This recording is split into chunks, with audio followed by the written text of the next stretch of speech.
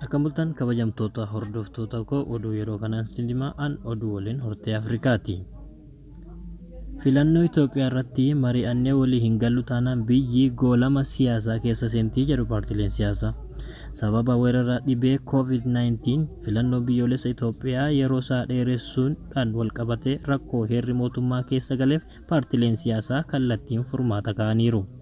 Paartileen akka Koongireensii Federaalawaa Oromoo, Adda Bilisummaa Oromoo, Adda Bilisa Baasaa Ogaaden, Shaangoo Biyyoolessaa Agaa'oo, Paartii Dimokiraasawaa Moochaa, Paartii Araanaa Tigraay fi Paartii Magariisa Kaafaa waliin ta'uun qabxiiwwan furmaataa 5 kaa'anii jiru.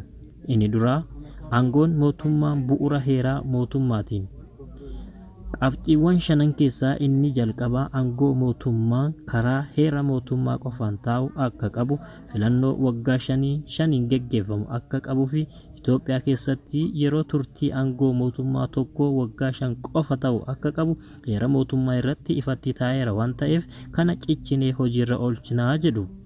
Akka ejjennoo paartilee kanneenitti boordiin filannoo osoo yeroo turtii aangoo mootummaa hin hobba'in filannoo geggeessuu hin danda'u waan jedheef fulbaana 30 booda ammoo mootummaan kun biyya bulchuuf bu'uura seeraa hin qabu.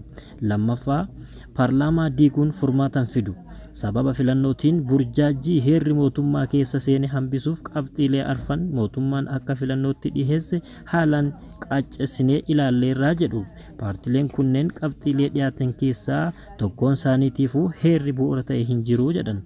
Labsii yeroo muddamaa labsuudhaan filannoo yeroo biraatti dabarsuus ta'e aangoo mootummaa dheeressuu heerri mootummaa hin hayyamu jedhu ibsi paartilee kunneeni. Akkaataa heera mootummaa keewwata 60 ministeerri muummee mana maree bakka bu'oota uummataa kan diiguu danda'an osoo yeroo paartii paarlaamaa hin goolabamin as butanii filannoo geggeessuuf yoo ta'e malee filannoo biyyoolessaa waggaa 5 dhufu yeroo isaa dheeressuuf miti. Aangoo mootummaa dheeressuuf jecha heera mootummaa fooyyessuunis bu'uura heeraa hin qabu kan jedhan paartileen kun heera mootummaa fooyyessuun hirmaannaa qaama ilaallatu hundaatiin ta'uu qaba. Qaama hunda mariisisuuf ammoo yeroo weerara balaafamaa COVID-19 amma keessa jirru hin hayyamu jedhu. Akka paartileen kunneen jedhanitti biyya manni maree federaalaa ta'e kan naannolee paartii tokko qofaan dhuunfatamee jirutti heera mootummaa fooyyessuu fi keewwatoota hiikuuf yaaluun haqaa fi walqixxummaa eegee kan hin raawwanne ta'uu jedhu. Inni sadaffaa keewwata kana ilaallatu hangi hin jirretti heera mootummaa hiikuun hin barbaachisu. Akka filannoo kana mootummaan dhiheessee hiikan heera mootummaa yaada ta'e malee furmaata ta'uu hin danda'u jedhan ibsi paartileen kun kennan. Manni maree federeeshinii heera mootummaa hiikuuf aangoo qabaatullee keewwata heera mootummaa irra jiran keessaa aangoo dabarsuus ta'e yeroo filannoo dheeressuu ilaalchisee keewwanni falmii kaasisuu hin jiru. Keewwanni dhimma kana ilaallatu bakka hin jirretti manni marichaa heera mootummaa hiikuu hin danda'u jedhan. Afraffaa qaama siyaasaa uumame duuchuuf wal ta'uu qabnaa jedhu. Akka ibsa paartileen kunneen gama tokkoon weerara koronaa vaayirasii walirraa ittisaa gama kaaniin ammoo filannoo dhufuuf qophaa'aa hanga dhibeen kun darbu filannoo geggeessinutti qaawwa aangoo mootummaa uumamu duuchuu irratti waliigalteerra ga'uutu furmaata waaraati jedhu.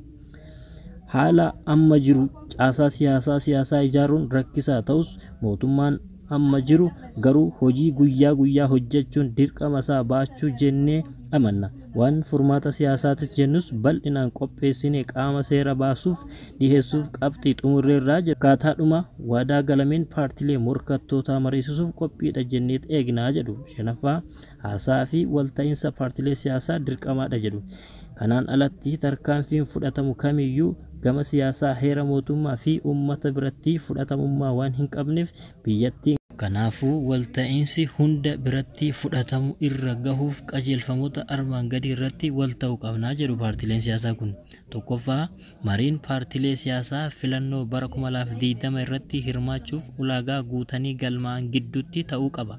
Lammaffaa mariin geggeeffamu qaama walaba ta'een hoogganamuu qaba. Sadaffaa waliigalteen marii kanarratti irra gahamu qaama hundayyuu kan hirmaachise ta'uu qaba.